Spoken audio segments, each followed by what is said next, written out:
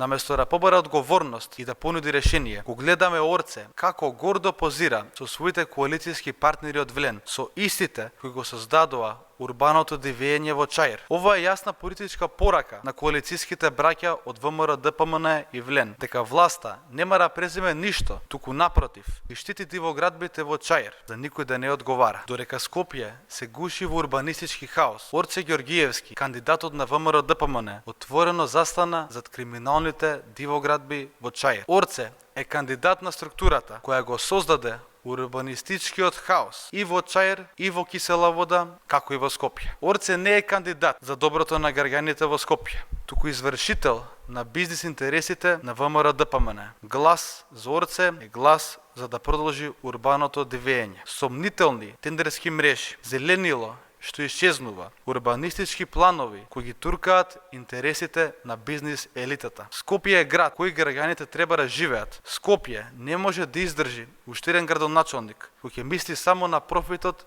на бизнис елитата која е на власт, на штета на граѓаните. Скопјани тоа не го заслужуваат. Време е за промени во Скопје.